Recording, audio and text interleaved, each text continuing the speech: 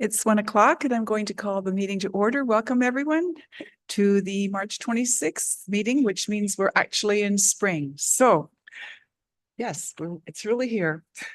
Not that we've seen the weather to go with it yet, but so I'm going to call the meeting to order and I'm going to do the land acknowledgement now. That is, we acknowledge the land that we stand upon today is the traditional territory of the Attawandaron, Anishinaabe, Haudenosaunee, and Lenape peoples who have long-standing relationships to the land, water, and region of southwestern Ontario.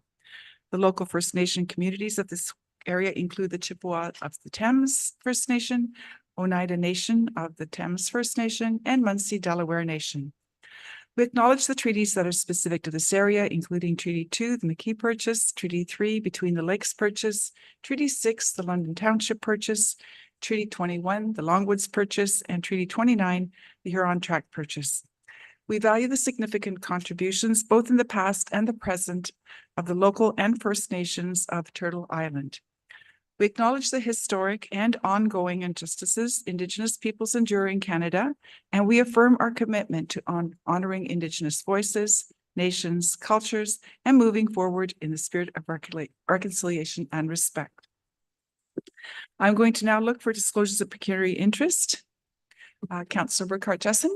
Thank you, Warden. And I have to declare a conflict on item 9.C.1. It is the Municipality of Thames Centre official plan amendment.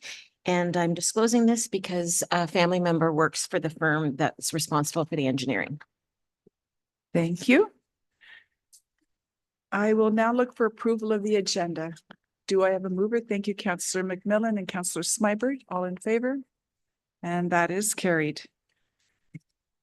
We have the minutes of the March 12th, 2024 meeting before council. A mover, please, and a seconder for those.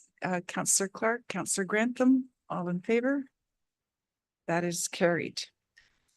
And moving on to new business, we have action items. The first item up is number 5A1, which is 2024 tax ratios. And we're going to look to for the report to Cindy Howard, who's the county treasurer. Thanks. And through the warden to council. In front of council is a 2024 tax ratios report. Tax ratio changes approved by council only affect the distribution of municipal levy. Tax rates for the education purposes are regulated by the province and are not subject to municipal tax ratio decisions. The province is responsible for legislation, rules, regulations regarding tax ratios. MPACT is responsible for the assessment of properties. In accordance with Municipal Act 2001, the county must approve tax policies for upper tier tax ratio setting and upper tier rating bylaw. As we discussed during the budget, the Ontario government postponed the 2020 assessment update due to COVID-19. The province has not announced a date for reassessment. Today, however, is budget, so maybe we'll see that in there today. This means that property assessment for the 2024 property tax year will be the same as the 2023 tax year, unless, of course, there's been changes to properties. By that, I mean any additions or new construction. I've discussed the tax ratios, tax tools, and the report and recommendations with the local treasurers. Maintaining tax ratios at the 2023 level keeps the share of the tax burden borne by each property class consistent. The county continues to be heavily weighted in residential classes, and I know that Mr. Rayburn talked a little bit about that during the budget and talking about the industrial tax classes. At this time, I'm recommending that the tax ratios for 2024 remain the same as 2023 and that the tax ratio bylaw be forwarded to County Council for approval. And I'm always happy to answer any questions. Thank you for that report. I'll look to council. Questions? I'll start with you, Councillor Grantham. Yeah, thank you, Warden. Through you to Cindy. The ratio on the new multi-residential freshman, that was a move by the provincial government recently, correct? To stimulate more housing. That was a recent move though, correct? Yes, it was fairly recent and you are correct. That was, as I mentioned, tax regulation is a provincial response and we just respond to that. Other questions? I don't see any hands. The floor is yours. I just wanted to mention, we talked about this during the orientation period, and some of you that have been with us for a number of terms know a lot about tax ratios because we've talked about it in different forms. But this, I just want to remind council members when you're out there talking to the public, this is undoubtedly the most misunderstood part of the tax equation. So, and I would say this to you, that if you look back over the course of time from 1998 to today's date, there's very few people in the province. I would say it's probably under 10 that understand, under 10 people that understand everything related to the tax equation, from assessment all the way through to tax policy, to tax ratios, to tax rates, to market value assessment, current value assessment, to ultimately what the taxpayer pays. There's very few people that understand everything, every aspect of that dynamic. But what you can do as a counselor is at the very least understand that tax ratios are a very important component of the tax equation, both in the good and bad, and depending on who you're talking to. Often I hear from counselors that'll say, oh, someone's taken their assessment, multiplied it by our tax rate, and then figured out how much they're going to pay. Of course, there's so many different nuances to that, that if you get in that situation, it's probably even best to call Cindy or I to talk about that, because of course there's education taxes, there's local taxes, there's tax ratios, there's tax policy that, you know, in the old days, we used to call it 1055 tax policy. There's so many different nuances to what go into making it up, including assessment as well. So this is a world that I've been arguing since I got in this business that we should be moving to a flat tax system, because number one, property tax does not relate directly to almost any of the services that we deliver. Of course, I'm in my 30th year and that still hasn't happened, but I'll still keep saying it. But also for transparency, I guarantee you that if I went out and handed anybody their tax bill and asked them to explain how that was actually made from soup to nuts all the way back, they wouldn't be able to do it. Like I said, I really do believe there's only 10 people in the province, and Alan Dehaney just retired from the province, so maybe there's even less that understand it from start to finish. So ask questions, but no tax ratios is that piece after tax rates that gets multiplied. And also, it's really important for you to know that you set it here. Often you'll hear about tax ratios at the lower tier. And when you do hear that complaint about a tax ratio, it's rare, but you often hear it from an agricultural perspective about the 0.25 and whether it should be lower. It used to be 1, went to 0.25. Remind them that that's actually set here, because almost everything else to do with tax, well, not assessment, but everything else about the formula is done at the local municipality. So there's often a group out there that believe at the local municipalities where you set tax ratios, but it's set here at the upper tier.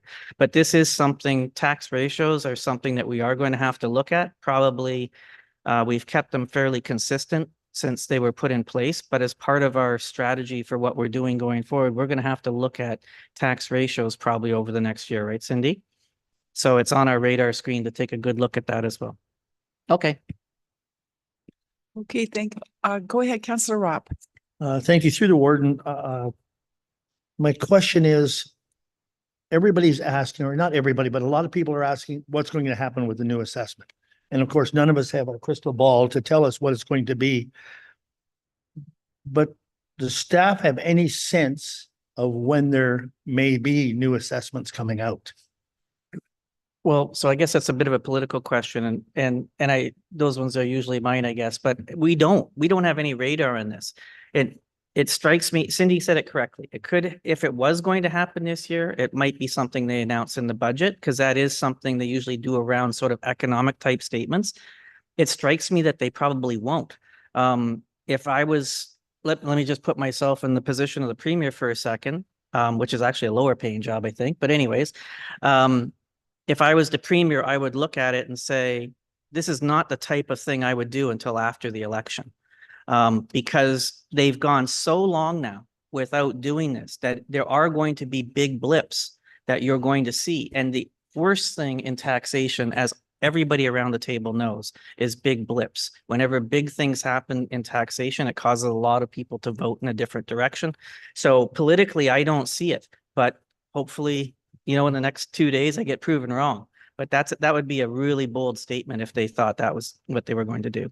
Okay, thank you. Just to follow up to that, I agree with you. I don't believe it'll come before the election. But whatever happens in that may be the time where we do have to look at ratios and all the rest of that stuff.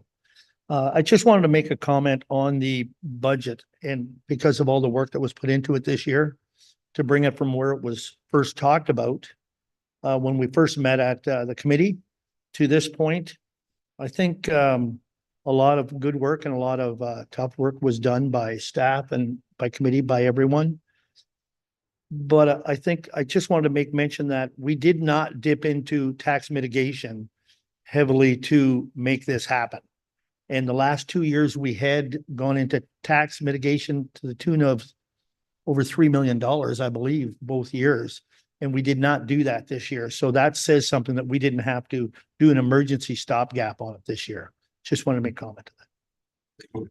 Just on the point about, Warden, the point on assessment and it not happening, I believe that we are one of the municipalities, maybe one of the top 5 municipalities that are being affected the most by there not being a reassessment. Because if you think about it, where would the impact be? It would be in an area that's growing the fastest, and that's you guys. You guys are growing the fastest, and you're seeing that upward pressure on different things. So it's made it hard. We're still capturing new things that come about, but that upward pressure on pricing in this area that throughout the county is really ratcheting up. We just haven't been able to capture.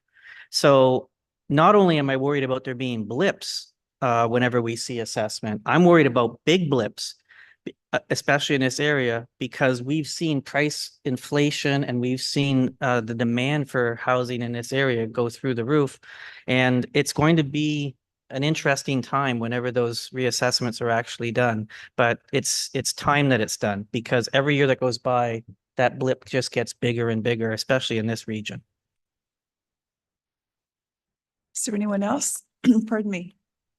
Okay, I don't see any hands. We do have a motion before us that the ratios for the County of Middlesex remain the same for 2023.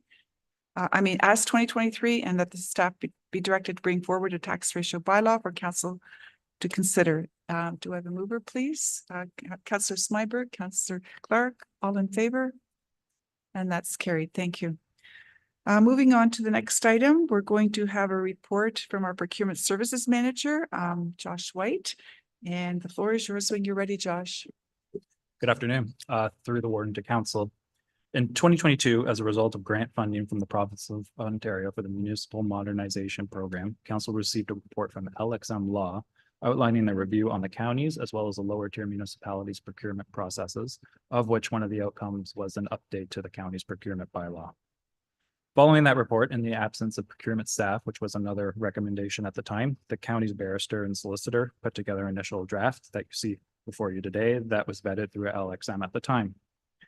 Upon my arrival, further updates were made using industry best practices with the support of the county barrister and solicitor.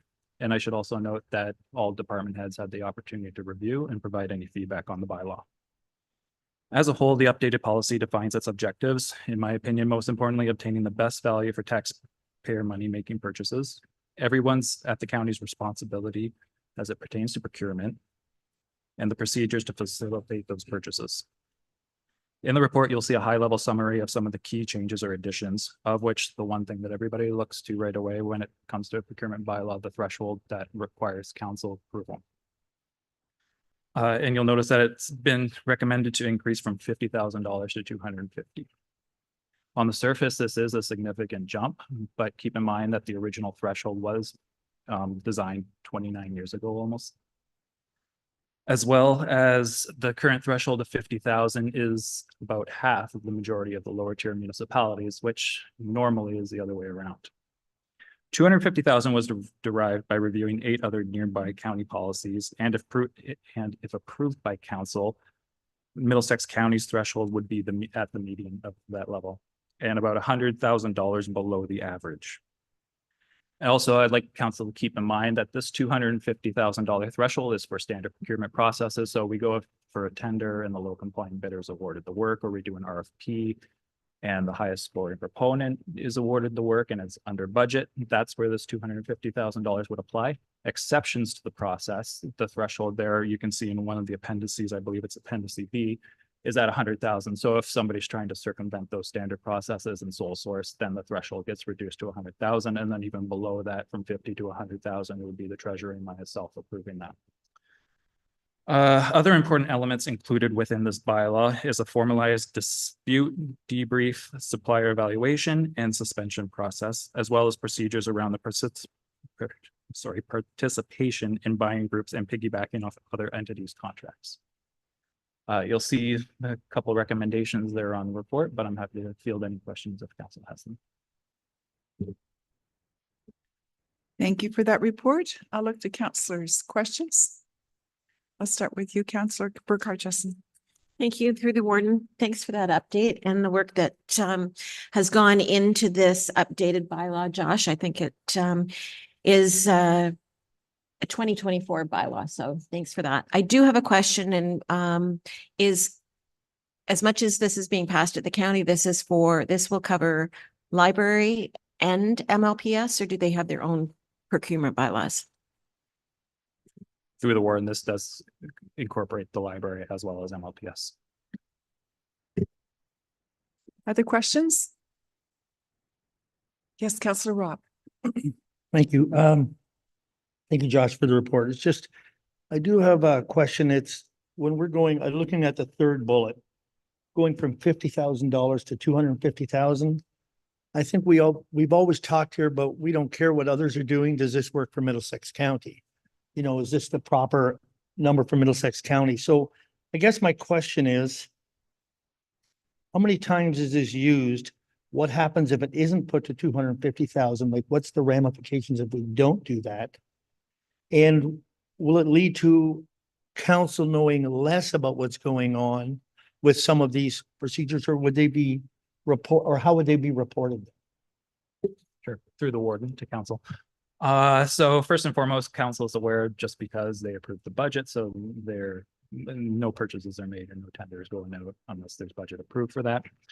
In terms of your question in regards to, you know, the impact of this, looking at the procurements for 2023, we had, I believe, 34 public bids and tenders.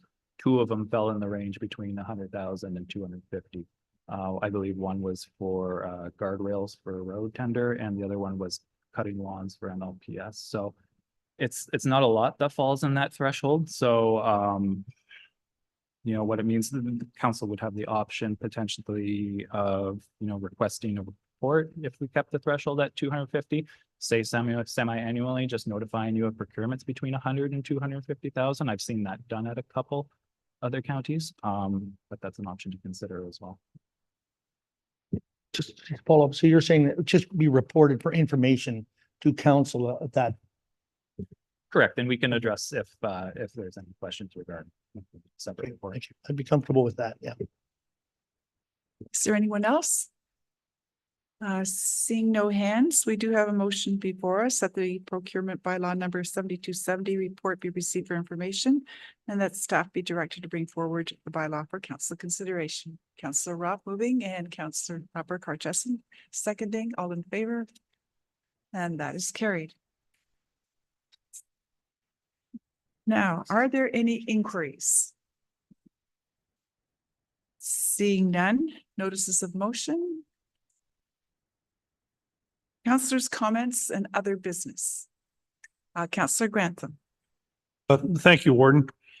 Through you, and I think it's good timing on my part before we talk about the new governance center, because I did make the CAO lose a little more hair last week when I broached the subject of space for an archive at the new center, and he quickly set me straight. There isn't room there, but just more of a comment and a statement, Warden, that in the near future, I'm going to bring a notice of motion to council to look at a feasibility study on an archive, to ask staff to work with the committee for an archive, but I thought appropriate just to, I don't like to ambush people, so just to put it out there as a double motion, that'll be coming in the future.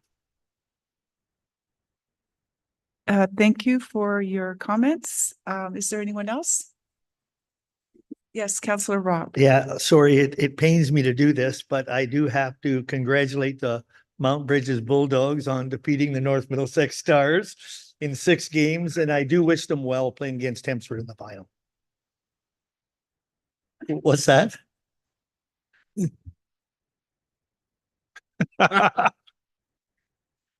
That's up to the mayor to find a jersey, hopefully not a kid's jersey. We, but we are looking for the, we are looking for the most blood-stained, sweat-soaked one we can, but Councillor Ropp is a man of his word, and he has put forth funds to buy pizza for the entire team. So they will thank you, Councillor. All right. It's great to have good news. All right, Committee of the Whole, then we can, the motion is that the Committee of the Whole convene at 1:21 PM. Is there a mover, please, and a seconder? Councillor Smyberg, Councillor Grantham, thank you. All in favor? And that is carried. All righty. Now, moving on to delegations. We have guests here today. Oh, they're seated already. This is with respect to the proposed new Governance Administration Center, and Matter at Architectural Studio is here. Only one presenter. Oh, I see, supporting. Yes. The floor is yours, and go ahead with the presentation when you're ready. And Madam Warden, by means of a short introduction to the folks around the horseshoe here that haven't had the pleasure of meeting the team from Matter, they've been working on this project for a number of years and actually have had previous experience with Middlesex County, helping us through the design and construction of the updates to our Central Operations Center, or Primary Operations Center, the POC we started to call it now for short. And we had a wonderful experience with Matter's team and their support through that process. So Steve's here today up at front and center, and we have Phil and Heather sitting in the cheap seats and behind for moral support. But we certainly are at a stage with the project where we want to have council see where we're at. I think you'll be pleased with the work that's been done to date. And certainly this is the right time to have the Matter team here to give you a broad strokes overview of where we're at with the project and answer any questions you may have. With that, I'll turn it over to Steve. Thank you very much, Chris. Through the warden to council, my name is Stephen Cooper. So as Chris mentioned, I am the founding partner of Matter Architectural Studio, joined today by my business partner, Phil Sharon, and senior project architect, Heather Robinson. So if we could just start with the slides there. We've got past those formalities, yeah. So a little bit about our firm, as Chris mentioned, we've had a previous success track rate and history with your group and with several others in this particular area of Ontario. So we've been in business for approximately 10 years. We've received several awards for our work, and we're really excited to show you what we've been working on for this group specifically.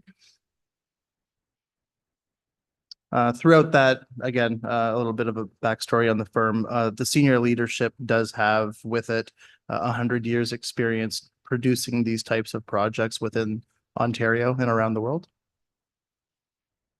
And so we're here today to talk about the governance and administrative facility. And so when we were approached initially, we had talked about a project size that was approximately 15,000 square feet. We know that as a municipal center that we want a regal and distinctive look for the architecture, something that can be a focal point and a source of pride for this group. So we've worked together on a two-story building that would a two-story building that would effectively allow you to enter into a primary area that has a history wall, immediate access to a council chambers, a multi-purpose space. And then for this building to be modern and progressive, to provide an environment that supports change, that supports positive governance and administrative for the community. There'll be an abundance of natural light, so it might be a little bit different in terms of the look stylistically, but the goal is to use passive solar and to use sustainable measures to allow for light and to allow for an environment that is hospitable to those visiting and those working. Again, with that, the concept of a flexible office environment that can adapt whether it's heads down space, collaborative space, or space like this that's required for something more formal. And then one of the primary features is a harken back to the past, a feature staircase of sorts, something that would be reminiscent that you would see as a clock tower, but we would provide use. So it wouldn't just be an aesthetic piece or something that we're putting on that we think is interesting.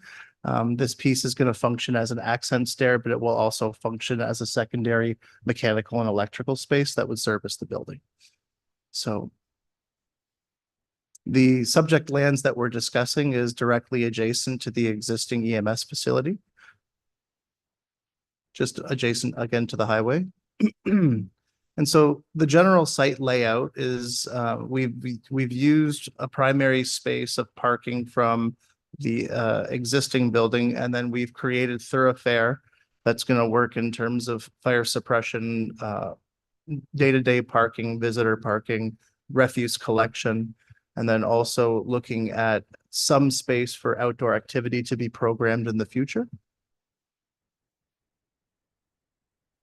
Main floor would feature a primary entrance and again, a fantastic history wall where we could take specific elements and items from this facility, find a new home for them within that space, and then also augment that with some type of AV technology. So going through into meeting room spaces that would be secure on the first level, a council chambers that would obviously be open to the public, multi-purpose spaces and private municipal office space as well on the first floor.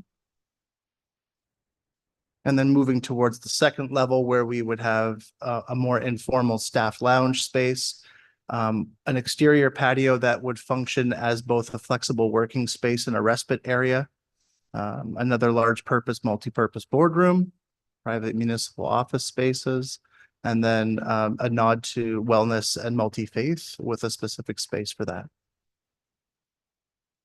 And so in terms of the architectural language and the approach to the building, it was important for our team to present something that we felt was in keeping with the neighboring building, something that could almost be seen as a sister building to it. And so there's a form of angularity on that building that occurs on the horizontal planes of the folded plates of the EMS building. And we wanted to take that language and adapt it, not necessarily create the exact same form, but use some of those rules as tools to guide us through this particular exercise. And so what you're seeing here is the first iteration of that, where the folded plate becomes the primary structure, and where obviously you can see how that celebratory staircase and MEP space becomes a very prominent feature that you would be able to see from the 401, both east and westbound, and that can act as a landmark to really allow people to understand where your footprint exists. And we can see how some of that language was adopted from the EMS building, so that, again, it's not a rehash of what's happening on that, but it's simply just the ideas have been liberated and used in a different manner. This would be your view of the new main entrance and administrative spaces to the north. And again, looking at this totem and understanding that it's an opportunity for branding, it's an opportunity for utilitarian space, it's an opportunity for storage. But really, and most importantly, it's an opportunity to really define this building as something that is absolutely unique to the landscape of this area. And so looking at the metrics, as Chris mentioned, we've been engaged for quite some time in discussing what this building is and how it can occur. And in that time, we've obviously seen some fluctuation in the market in terms of interest rates and inflation. We've also seen consumer index pricing move up. And so with that, if we can have the next slide. We have a couple of things that have affected the overall cost per square foot from that initial conversation. So we've dealt with a pandemic, which everybody I'm sure has had a lot of fun dealing with here. There's obviously been supply chain and logistics issues that have created bottlenecks and cost increases on material side. There's an increase to labor and material itself, and even just the ability to find individuals to do the work. And then we're recovering economically from the pandemic, and we've seen interest go up and inflation go up because of those metrics. And so I guess you could say in a general sense, we've seen the cost of the square footage go up from approximately $350 a square foot in 2020 to approximately $477 a square foot. So unfortunately, justifiable reasons for an increase, but looking at the metric, it's not fun to see numbers go up. And then working towards the goal of making this facility possible. We have engaged in multiple conversations with your team internally here and also through the city to gain either approval or insight on what they feel is the proper way to go about site plan approval. And so we're currently working through some comments in that regard. So we're in the city approval stage of the project. But in order to turn over this facility and move into the next stage of the evolution of this particular group, we want to go from where we're currently sitting into a design development phase so that we can, as a group, understand better all of the strategies that we need to put together to build the building and then move forward with construction, tender, and then ultimately taking over the space. And with that, I would love to hear any questions the group has. Thank you very much. Thank you, Mr. Cooper. Chris, did you want to say anything at this point before I open it up for questions? Well, Madam Warren, maybe we'll go through the questions first. There is a resolution to considered by council once we have answered any questions that may come from any of the council members. Very well, then I'll look to council. Start with you, Councillor Grantham. Thank you, Warren, through you to Stephen. And my question is in regards to expandability of the building. I'm assuming it's right size now, but looking long term, because as my deputy mayor from Strathroy will tell you, our police station 25 years later, we're already looking at expanding. So how much room for growth is there in this building? So I think if we were to understand better the growth pattern that may occur, the concept of flexibility within the space and having perhaps wall systems that can be adapted and shifted, you might not add physical space to the footprint, but what we might do is amalgamate space, decant, and provide a revised layout within that would support that growth pattern. So it's not dissimilar to what we do with other large institutions where they have new modalities that they're attempting to fit into projects or into pre-existing buildings, where we'll take over space and then we'll reutilize it. So at the moment, we may be using executive office space, or we may be using flexible space that's in the plan, but that may be decanted and changed in the future based on those needs at that time. So I think as opposed to spending money expanding the building, we would rather spend our time ensuring that there's flexibility for future proofing it, if that makes sense. No, I understand that. Thank you. Go ahead.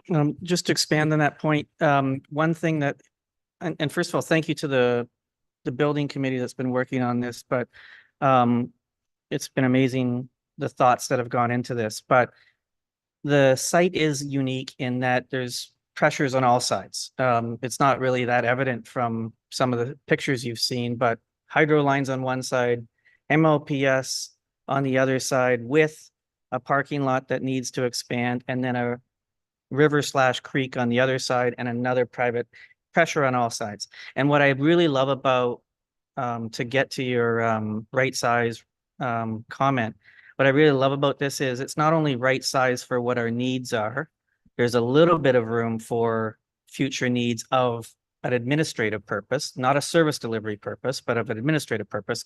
But the group has maximized what I would call efficient square footage. So for example, 2 stories is the most efficient model per square foot we can have on this site. And we've maximized a space that's efficient. If you go larger, left and right and top and bottom, if you get bigger in square footage in the footprint, then that causes increased inefficiencies in parking and we start creating the cost per square foot to go up. If you go up, the cost per square foot rises as well, because you have to do certain things to the building to support another floor. If you go down, it's a really, really expensive thing. I think we talked about at one point in time, Bill had this great idea. Why don't we put the parking below so we have more parking? And Steve said, that's $225,000 a parking spot, Bill. So my point on, let's just focus on that $225,000 parking spot. What we've done here is maximize the total footprint we can have at the most efficient line per square foot. And we really believe that going up, down, sideways, whatever anymore, the price per square foot rises dramatically like a hockey stick. So that's, and then the other thing, as I've mentioned, is it really is designed to be only administration. We can't predict what that's going to be going forward, but we do think we have a little bit of expansion room if there's something more there. I saw your hand, Councillor Sniber. Thank you. To the warden, I think this is it's a great project. It's really exciting. I like the design. I was just curious about green energy elements. Are there any incorporated, or will that be looked at during the final design? Absolutely. So in terms of like taking advantage of the natural sustainable characteristics of that site, we would look to passive solar immediately. We've had conversations about like PV arrays and what that may or may not look like. There would need to be an investigation, I would think, on the ROI relative to the spend for the project. But we have already integrated like active outdoor areas, which will be used for both respite and for sustainability in terms of the percentage of green space to hard space. We have also discussed stage or level 1 EV charging stations. So something that we could provide, but something where we're not creating infrastructure that's going to be overly costly. I think that in any sustainable endeavor, like we're looking at natural light, we're going to be looking at new building systems. There's going to be a characteristic that will happen inherently based on current code versus what you're dealing with now in this building, right? But if there are additional sustainable measures, I would be happy to present the options at the time. And then we can discuss whether or not there's an ROI for that. Add on? Good. Anyone else? Councillor Rickard Jessen? Oh, go ahead. I was trying to get others to ask as many questions as they did before I started. Bill, we've had a lot of a number of conversations on the building. We don't always agree, but the committee, I do put faith in the committee working on that. That's why we have committees to come to these, to do the work to get here. But I do have a couple of specific questions. One is the parking. I know that EMS doesn't really have enough parking now. Are we taking some away, or what are we adding? And the tower, you have touched on the tower, because I asked, it's not just superficial, it's not just for looks. My third question would be the council chambers. In the new age that we're at now, this is a great room. However, it's used twice a month. And are the council chambers more open to be used for other things as well? And so those are the three I would ask right now. Do you want to start with the tower? I was going to talk about parking, and then let's Oh, yeah. talk about the tower and everything else. So through the word and Councillor Ropp, what you don't see on these drawings is additional work that county staff have undertaken to do revisions to the MLPS parking area. There's a number of changes that haven't been incorporated into this plan, but will be as part of the overall project, that are going to provide more functional staging areas for ambulances and free up some parking for EMS staff. Some flow changes that we're also proposing to make as part of this application. It's not shown on this building, but I have been working with some of the staff at MLPS and developing a plan to better utilize the parking areas and the land that's already being utilized by EMS to better address their needs especially during peak times where the site is being used pretty heavily by staff and ambulance. So just we're cognizant of that issue, and we already are working on a solution for their benefit. But now pass to Steve those other two questions. Thank you. Thank you very much. So the first question will to Bill's point, we'll start with the tower, right? Yeah. So it was incredibly important to give this building a piece of history and a character that was undoubtedly municipal, but at the same time, not prevalent in this area, right? So when you look to this particular building design, you won't see anything like that in the general area. And so, as a designer giving a product to a group, it was important for it to be unique to your function. And then also for it not to be superficial, right? So immediately we said, okay, we can't put something like this into the building that doesn't have a use beyond looking interesting, right? So I think that the introduction of a staircase was almost immediate to say, okay, we're going to utilize this for circulation. And then we would take that staircase up an additional level or even level and a half to provide a space where we could utilize it for mechanical and electrical means. So that way we're not having to worry about dealing with the slope of the roof and trying to place flat objects on a canted roof, where now we can just position them within that stairwell and then we can pipe that down into the second level. So it was important that it had function beyond simply just looking interesting, if that suffices that question. And then to your other question on the actual council space. So the council space and the adjacent spaces around it have been designed and positioned in a manner that future flexibility for those rooms was important and observed. So there are folding partition walls that can open and close to right size the room based on the function and the need of that specific event. So if it's twice a month or twice a week, whatever you're looking at, or even every night, you can change that room. So there'll be foldable furniture, stacking chairs, and moving walls that allow it to contract and expand to suit the need of the function. And just one more on the mast. It's really interesting because we did task the architects with saying, telling us how they were going to let people know we're there. I've had so many people that still ask me, where's the MLPS headquarters, even though it's in a very, very prominent location on the 401. And since we've been here for so long, 200 years, that it's important to sort of let people know where we're at as a way marker from the highway, and this does it. There's a couple other political considerations I had whenever I was asking about this, besides just letting people know where you're going to be. We don't fly flags here for certain events, and we don't have proclamations for certain types of events, but it is an opportunity to have a light maybe where, to recognize X type of month, then it's purple for that month. So it was a way to have a response to that without having a response that municipalities sometimes have, where we could symbolize different things. And in some of the pictures, I think it's green and blue, which is the Middlesex colors, but other times a month, it may be something that we want to do as well. So a nice mix of the political, the awareness, and the functional, and something to tie it into our history and MLPS. Councillor Clark. Thank you. Through the warden to piggyback on Steve's comments to Councillor Roth. One of the discussions that we had at great length when we were looking at the council chambers was the big importance on flexibility, because we were looking at it also from a revenue stream. Where were we going to get income to come in? And I mean, it's not going to be dollar for dollar cost recovery, but we were trying to look for where we'd be getting revenue to help offset something. So just so you're aware of that. That the financial piece was discussed for that reason. Councillor Roth.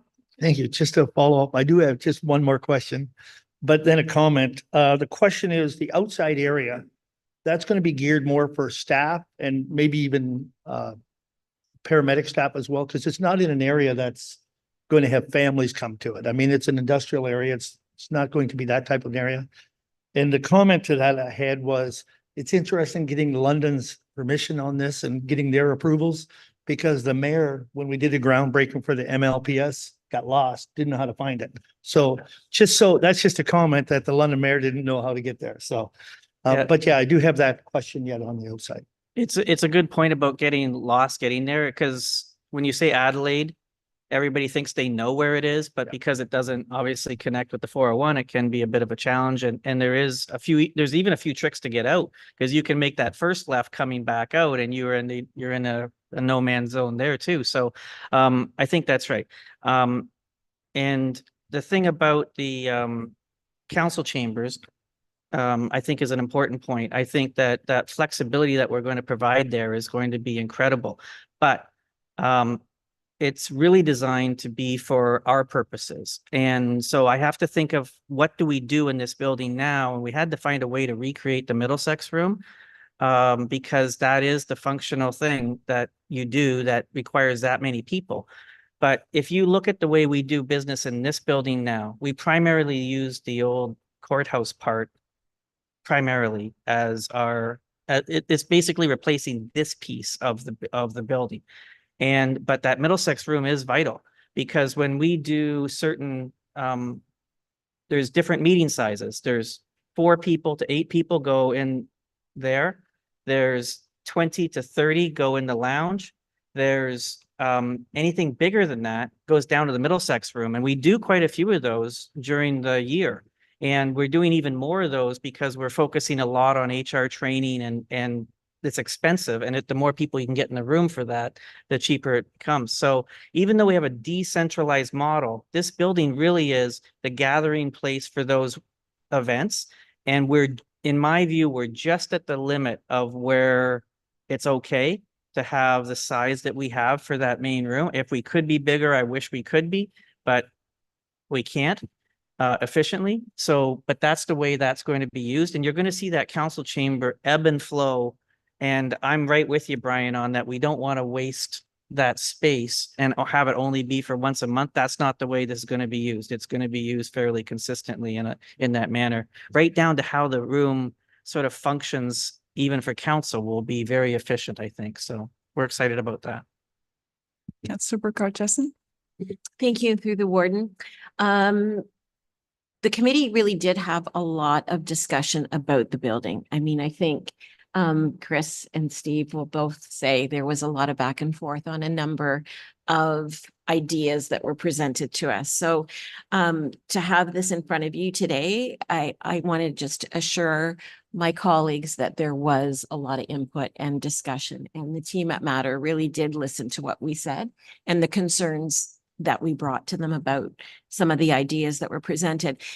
And not to keep going back to the tower, but I do think that that was a big topic of discussion. And, you know, the building obviously is beautiful in the artist rendering here, and the amount of glass and the concern of, you know, the cost of glass and all of that. So if you don't mind just explaining what that tower is going to have. I think there was the talk of the meshing and I can't remember the word that Bill used to always say, but so that it's not just a glass tower. That so if you don't mind explaining that. Yeah, as I mentioned, so there would be obvious pragmatic functions such as the staircase and mechanical space. There could even be some form of an enclosed rooftop mechanical unit where you would change the materiality of that component from glass to a perforated metal. Right. And so we've done this before in projects where we have enclosed a mechanical space to allow for air to come in and exit, but at the same time, place something back behind the metal. So there are lots of, I guess you could say, cost savings measures that we could put into place. We obviously just want to present where we're at today, and should we need to make adjustments, we can. But I think that from the standpoint of what the tower is, I meant, again, it's not an aesthetic choice. I think that it's going to be a necessary piece from the function of the building to the aesthetic of the building to the concept of it becoming a landmark for the building.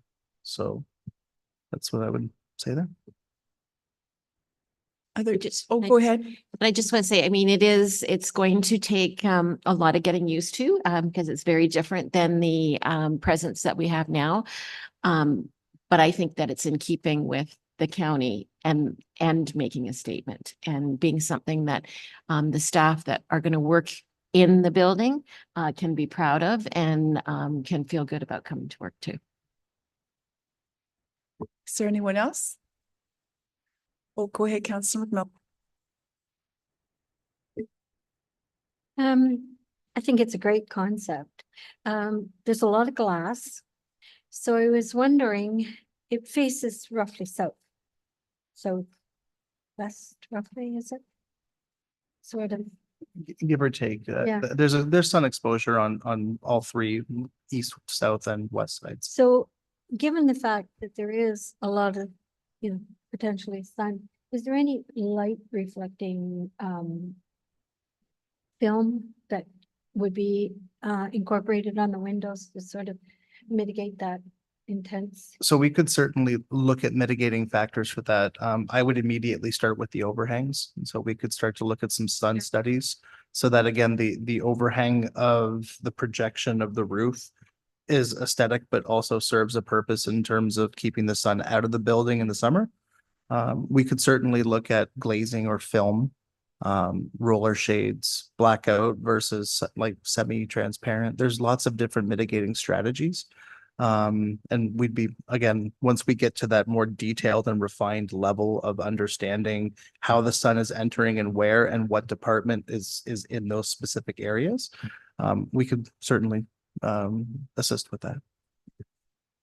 And just one other little question.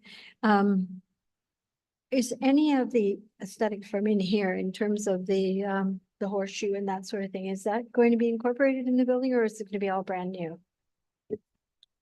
I think it's safe to say it will be a new take on the horseshoe.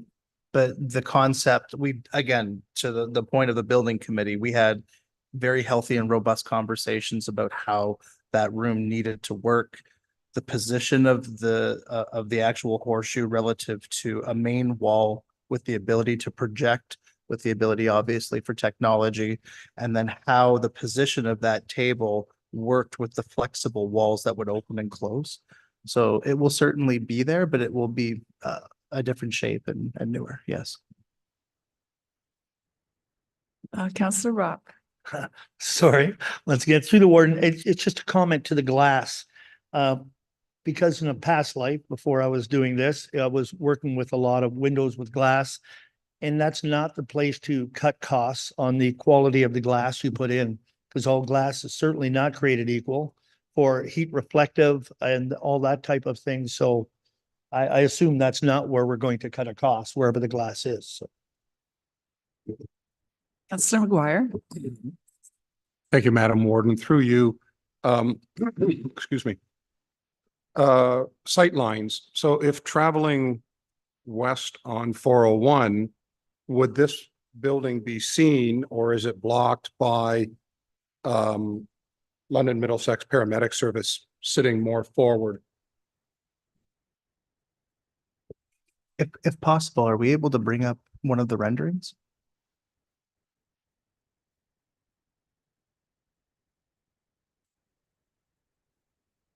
So to answer the question before the image pops on screen, we most certainly looked at sightlines, both east and westbound.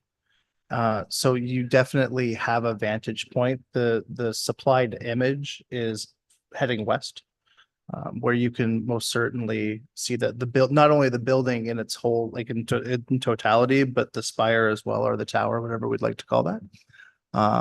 So if we're able to get that image, if we're not, It'll come, but I think that yeah, I there's- can certainly say, yes, you're There's- gonna have a like visual acuity from the 401. So that image here, if we're able to expand that.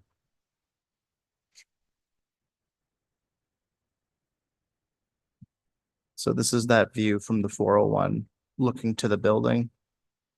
And we're also hopeful that that new building will also enhance the presence of the MLPS building, which can get lost at 100 and, well, at my speed, 110 kilometers an hour. I'm not going to say how fast you go, Mike, but it can get lost very quickly as you're going down there. But it is kind of natural now whenever you have two, when you see this, and we've done a lot of modeling on what this is going to look like, because actually my concern was what's the impact of the hydro wire is going to be and other things. And so all these things have been raised, but it really does now look like a campus. And it really does draw your eye over there where it didn't really do that before in the same way. Is there anyone else? I don't see any hands. I don't think I can say much new. Like the only thing I can add, based on the questions that we had, clearly there were a lot of variables to consider. We talked about the materials, we talked about the utility, the functionality of different areas, the ability to juggle and make change as needed, not just for events and specific things, but over time as well. So I'd just like to say thanks to all the committee members for all of their thought into it. Based on the questions, I think we were asking the right ones in the room, and they're the questions that you raised too. So I think we're getting there. So I know we are not probably even halfway done at this point. So we've got a lot more work. Did you want to comment, Chris? And that, on that point, Madam Warren, just like to close off the presentation, thanks Steve and the team for the work they put in.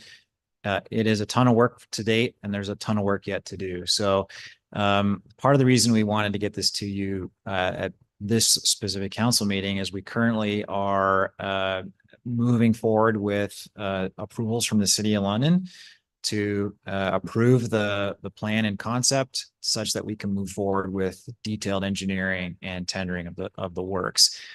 So the clerk will give you a resolution here in a second. But again, this was a critical juncture for us, such that, you know, before we went out and started expending some significant engineering and design costs, we wanted to make sure that the council was on board. And as such, we have a resolution to put forward to you today that Paul will read out in a second, just to clarify that we're all looking in the same direction here, and we're happy to proceed forward with the plan as it's currently proposed. You see, we have a very aggressive schedule. We are imminently need to be out of this building by the end of next year, and we feel that, you know, with approval today we can reach that target. So I think Paul will give you a resolution to read off to move forward with the project. The only other thing I'll do is say thank you to Matter, Steve and the team were really patient with us and the questions, and made sure we actually had real examples of things to look at. So thanks to all of you for your work as well. So the motion before us is that Middlesex County Council directs staff to proceed with detailed design and tendering for the Middlesex County Governance and Administration Center at 1035 Adelaide Street South in London. Do I have a mover, please? Councillor McMillan and Councillor McGuire, all in favor? And that is carried. Thank you very much. Alrighty, moving on to our next item. We have reports from County Council officers. The first item is the Middlesex County Connect update. And here's Anum and everybody's here. And Kara. So when you're ready, ladies, the floor is yours. Thanks for the warden to council. I'm up first, but I think we need Greg. Can you put our presentation up?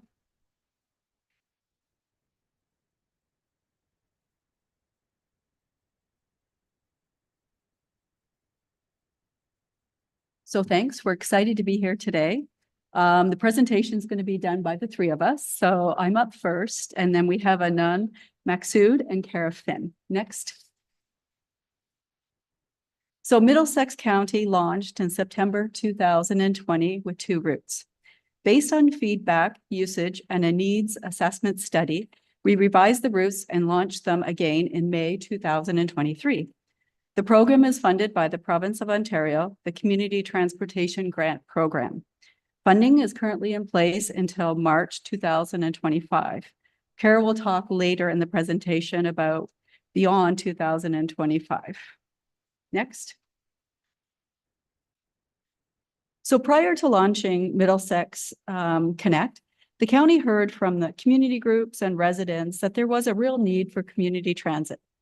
Middlesex County Connect aims to provide transportation to support our youth and senior populations, provide education opportunities, including post-secondary, such as Fanshawe College and Western University. When a NUM goes through the routes, you see that we stop in Fanshawe College, and there's easy opportunity to get to Western.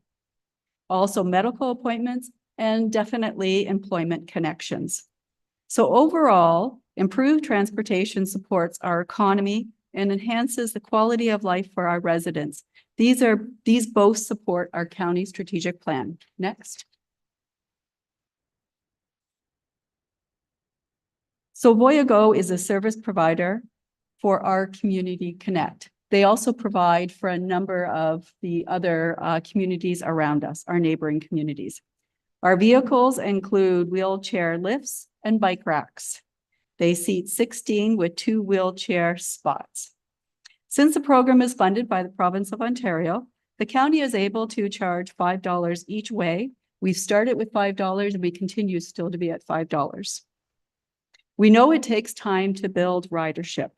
Therefore, our goal is to make this transportation option affordable and accessible to attract and increase ridership. When you hear later on the presentation from Anum, I think you'll agree that we are really starting to see some good ridership increase, and we're very excited to be able to provide this service in Middlesex County and beyond. So next, I'm going to turn it over to Anum to go through the program details. Thank you, Cindy. So in 2023, we launched multiple programs and initiatives. The County Connect app was one of them. The app allows our passengers to pre-book trips, prepay fare in advance. It also allows them to purchase a 30-day student pass discounted at a 20% discounted rate. They can track their bus location in real time on their phones and also receive service alerts. Pre-booking trips is not mandatory. Passengers can arrive at our bus stops 5 minutes in advance of the departure times and pay on board. Next slide. We also launched the Library Bus Pass Loan Program. So this program was launched in October of 2023. The program is to encourage Middlesex County residents to try the program for free. We have 2 types of passes available in the libraries in Dorchester, Lucan, and Ilderton. We have individual family passes, which are valid for 1 adult, 18 years of age or older. And we have family bus passes that is valid for 2 adults and 4 accompanying children living in the same household. The passes they provide unlimited rides on all Middlesex County Connect routes for a period of 7 days. Next slide. We also designed an employer toolkit.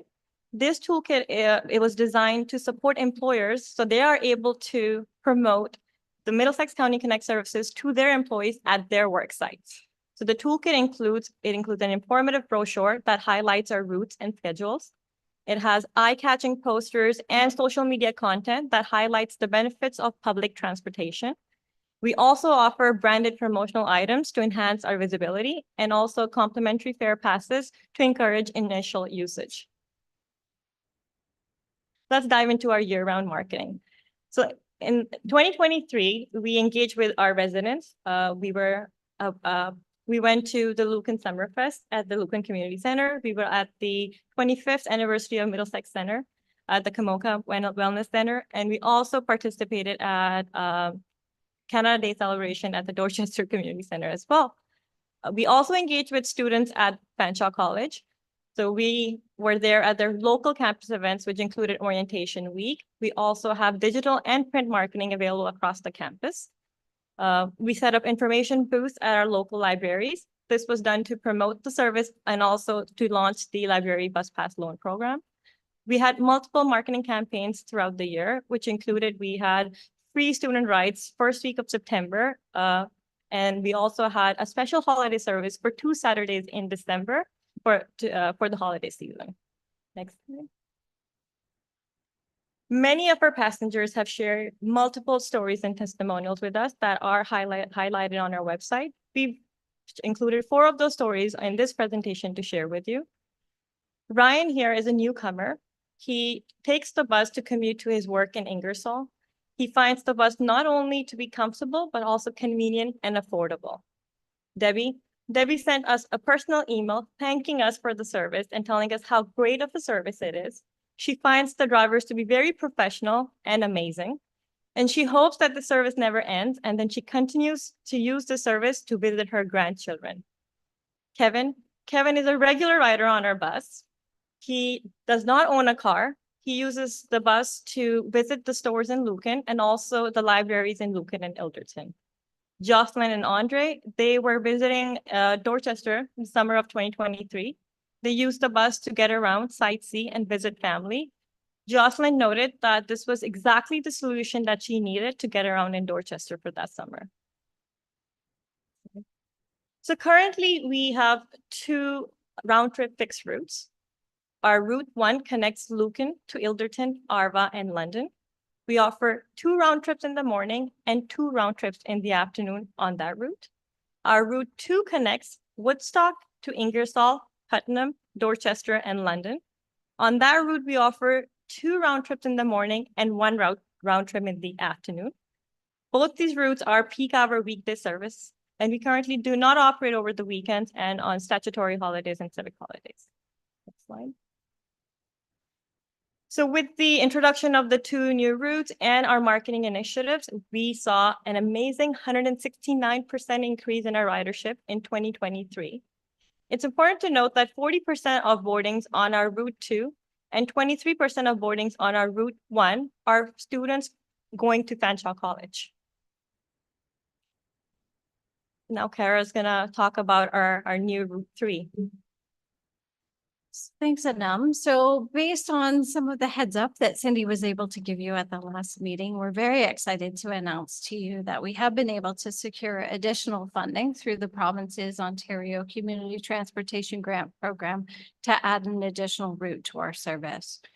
This really speaks to our needs assessment that we conducted previously and seeing what's happening throughout the region with respect to economic development, workforce needs, and lifestyle improvements. So building upon what we've all been doing in terms of access to educational institutions, this expanded route also allows us to look at employment centers and connects residential areas with essential services and transit hubs currently not served by existing intercommunity transit systems. So, as you know, St. Thomas and others throughout the region are experiencing tremendous significant economic growth, notably with construction of PowerCo, the Volkswagen plant, and the Amazon Fulfillment Center. Our ongoing collaboration on this project includes not only the City of London and the City of St. Thomas, but also the London Economic Development Corporation and St. Thomas Economic Development Corporation. We want to thank all of those organizations for collaborating with us to ensure that we have the best possible routes to start and that we have open lines of communication. So route number 3 that is going to launch officially on Monday, April the 8th, includes a route from Thames Centre, Dorchester specifically, through the City of London and to the City of St. Thomas. The fixed route will operate 4 round trips daily from Monday through Saturday. Bus stops include the Flight Exec Center in Dorchester, the Wilton Grove Industrial Park, White Oaks Mall, which is a major hub for transportation within the city, the Valley View Home in St. Thomas, Gaylord Road at Michigan Boulevard, which puts us in the center of the industrial areas developing in St. Thomas. And then finally, the Railway City Transit Hub, which is a main hub for St. Thomas's internal transportation systems. So here's a look at the route, which starts at 6:10 a.m. I want to thank Anam for all of the work she has done in trying to plan this out, both with our service providers and with all of the stakeholders involved. This is not an easy task to connect, but she has done a wonderful job to do that. So you'll see the AM and PM schedules there for your information, as well as the Saturday schedule, which is an extension of our service. So if we could flip forward. This is now what the transportation route looks like in terms of the pilot projects that Middlesex County is involved in at the current time. You'll see that we are largely mapping much of the requirements that were identified in the needs assessment that was presented to council some time ago. We're excited to be able to launch this and provide these services. Here's our next steps. We've already applied for funding through the Rural Transit Solutions Fund to hire a consultant to conduct a comprehensive evaluation of all of the Middlesex County Connect transit systems alongside our marketing initiatives and community engagement strategies. We really want to take a fulsome look at everything we have been able to accomplish, all of the challenges aside of launching a route during COVID and trying to apply for as much funding as we possibly can to test out these routes. We're going to continue communication and marketing efforts, and spoke to many of those, and we're going to be working with these new communities as well to build awareness and ridership. We're going to promote our advertising and sponsorship opportunities to local and regional businesses, engage in ongoing conversations with all of the stakeholders and collaborative planning with other SCT members throughout the region. And we're going to be advocating to the province for the extension of the Community Transportation Grant Program, which, as you know, is now set to end on March 31st, but we will be watching and listening for the budget to see if there's a piece of the puzzle already in there for us. But really and truly, as we know, it is about the increased partnerships. It's about the ones we have now. It's about the ridership we're building. And we need those partnerships and long-term financial commitment and solutions from all levels of government to aid this. But for the time being, we are very pleased with what we have been able to accomplish, and we're really looking forward to bringing you back updates on all three of these routes. Thank you to all of you. I'll look to council now for questions about the service. I'll start with you, Councillor Smybert. Great, thanks, Warden, through you to Kara. Really looking forward to staff updates in terms of the rideability of the new line. Do you have any anticipation in terms of people that will be using that service, and will you be watching closely to make some tweaks perhaps to the schedule if you're finding that perhaps, you know, the mid-morning or later morning line or the transportation is just not being used as it should? So through your word into the councillor, I'll start, and if Anum wants to add anything to this, she can. We certainly are very conscious of what is happening in the region and wanting to look at these routes and their success and how they align. I know that Anum has already received several calls from potential riders who have expressed interest in this new route. And certainly there is a tremendous amount of interest that's come from our economic development partners in both of the other cities to look at this as a means to obviously adapt workforce needs. So we are going to be paying attention to that. Of course, it's a very difficult task to try to align for all of the shifts that take place in some of these industrial areas. The wonderful thing about these routes is that they are centering in on hubs in both St. Thomas and London, which allows people to get other places that they need to be. But we certainly are listening, and we're going to remain open to the potential that, you know, we may have to adapt some things as we get going, but this was the best that we could find ourselves aligning with at present time, knowing what we know.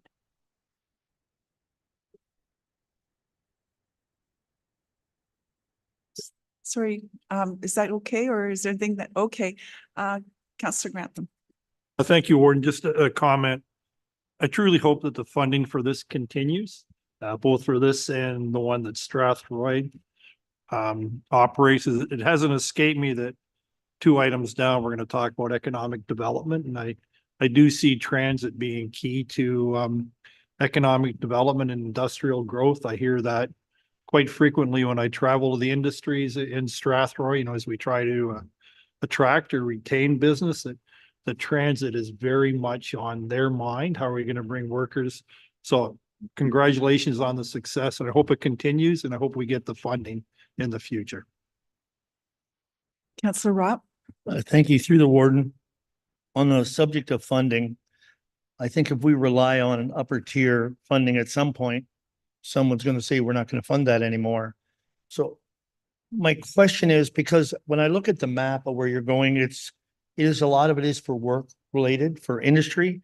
Is there any thought of these large industries helping to support the costs of transit? Because there's a very positive impact for them, whether it's the battery plant or Amazon. And I'm just wondering, it would be nice to see is there possibly a private money coming in to help this be sustainable? Through you, Warden, to Councillor Ropp, we certainly hope so.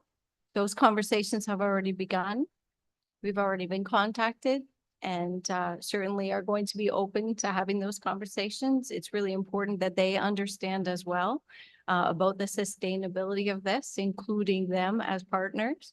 And so Anama has done a great job of putting together, as she said, some of those employer toolkits to really talk about promoting to the workforce the availability or the opportunity for transit. We certainly don't want to leave any stone unturned. So we're having conversations, going forward about the possibility of buying transit passes for workers or contributing to the service. All of those things will be on the table as we evolve and grow this. Of course, some of these larger factories are not in place yet, so the timing is a little preemptive on them, but we're placing ourselves at least in such a way that we can start to present that opportunity for partnership. And Councillor Burkhart Jessen. Thank you, and through the warden. Thank you very much for this presentation. I am extremely proud of the Middlesex County Connect program. There's been so much work that's been done over the years to get it to where it is today. So your team needs to be congratulated to be where we are today. So a couple of questions, kind of jumping off of Councillor Rop's line of questioning. So we know that the funding is potentially going to run out March 31st. So I'm assuming that part of this consultant coming in is to try to develop a plan as to how we can continue this program in some respect. Because it is going to warrant a larger discussion around this horseshoe, in that transportation is not something that we've ever taken on. Public transportation is not something that we've taken on. So that's kind of, I'd like a little bit more information about the consultant. And then the second one is with regards to advocacy, because there's no question. It's not only Middlesex County, it's Norfolk, it's SCORE, it's any community that has a transit program like this that has been relying on 100% provincial dollars, has been advocating to the province. So we're not the only ones that are going. There's a large mass of voice that is making their case. But it is Route 3 that is of interest to me, because honestly, obviously, this is a very proactive route in my mind for thinking about what St. Thomas is going to look like in the years to come. And it's collecting that data. And on March 31st, 2025, we're not going to have significant data that is really going to likely justify the continuation of that route. And I guess I think if advocacy going forward, that's the route that we really, I think, need to ask for an extension of funding, because when you see how the province has invested in that plant and in that area, they still need to be a player with Route 3. Thank you. Is there anyone else? Oh, one more thing. No, I just wanted to know a little bit more about the consultant and what they were going to be bringing to the table. Through the warden to Councillor, I'm actually going to let Anam respond to that piece. What I wanted to say is that we've already started to look at that advocacy type of work. The warden and myself at Roma, we met with the ministry and we had a bit of a conversation around that. In our conversation also with the Mayor of London and the Mayor of St. Thomas, we've talked a little bit about that as well. And we can also reach out to Oxford County because they're also part of one of our routes. So I definitely agree that we need to keep focusing on that. I think there's lots of different avenues we need to look at. One definitely is employment and getting the employment partners together, but it is really reaching out in our region and having those big conversations, because as we know, a gas tax doesn't really work for transit that's in different communities. It can only really work for like large cities where you have transportation in that community. So we've really started to do that work, but we need to do more of it. And you're right, we have a deadline coming up. So we really need to focus on that, maybe work with ourselves and other communities around how do we advocate with the current ministry and where do we go? And I'm going to turn it over to Anam. through the warden to council. Kathy, I agree with you. It's a bigger dialogue. So we had this discussion with SCORE as well. We were thinking we should do a joint application to our TSS where we can look at not just our route and all the routes and see how all of us are doing. Pretty much, in 2023, we're coming out of the COVID, and we've seen that all of us have seen a jump in our ridership, but we will not have enough data to, and what Cindy said. So we're being asked to look at the gas tax funding, and the gas tax funding formula is predicated on ridership and population. And both doesn't work for us because we haven't reached our maximum potential for ridership. So the reason we applied for this grant and we solely applied for it is because I think we don't have enough time to have a consultant do a study across the entire intercommunity transit systems. But what our goal is that the consultants are going to look at what we've done, right? And there have been needs assessment and other feasibility studies have been done across the board. So we'll take their reports and kind of put an advocacy piece together so that we can have that and we can not only bring it here, but we'll take it to the businesses. And Route 3, again, that opens us up to many more employers and bigger and larger employers that might be able to partner with us on this. And we can take that piece over to them and we can show them that, given the rural context, our ridership has potential to grow. And the last 3 years since we've launched, we've seen that, and it's only growing. And it's the ridership is not the only metric for the success of a transit route, especially in rural systems. It's what it's being used for. And we shared some of the stories here, and I have many more stories. And I think that's what we're gonna have. So it's not just gonna be the ridership. We're gonna also focus on the community needs, how it's meeting the community needs, how it meets the business needs, and how it can meet the business needs in the future. Right. So that's what we're going to focus on with the consultant application.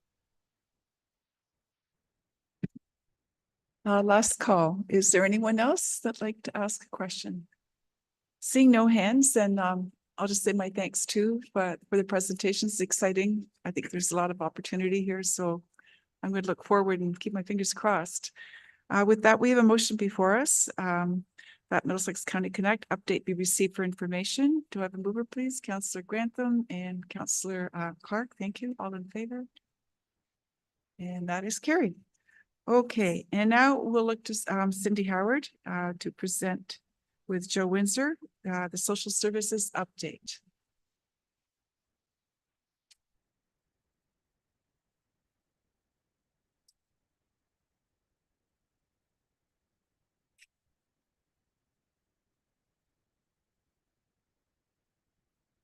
Hello and good afternoon, and through the warden, thank you to council. My report here is a general overview of social services over the last 2022-2023 year and a little bit into 2024. So there's just a few comments that I would like to make prior to moving the report. So as you can see, there's been a lot of changes in social services as a whole. The employment services transformation, centralized intake, the electronic document management, the Canada-wide early learning and childcare agreement, and those are just a few to name, kind of the highlight ones.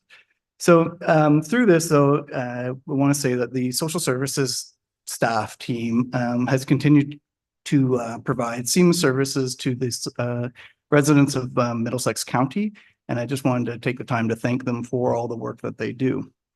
So some key points through the report for Ontario Works. The caseloads are projected to increase by 10.7% in London and Middlesex.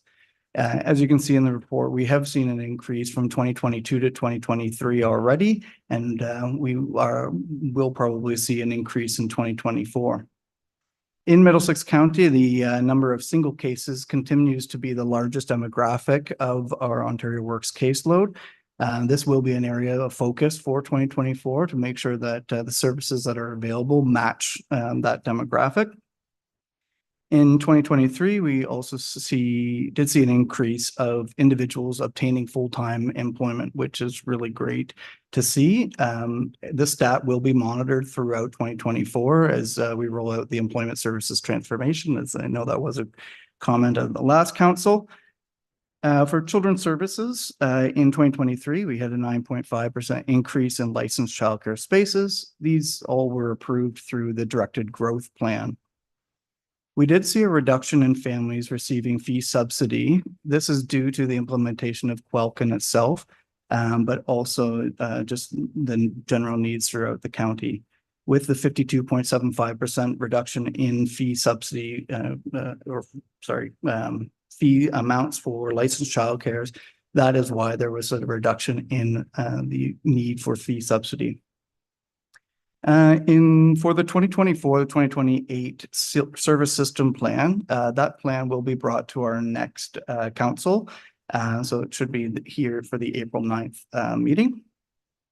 Through housing and homelessness, all of the 2023-2024 funding allocation for homelessness prevention program dollars have been allocated. I will bring a future report to council with hopefully the full investment plan for 2024-2025.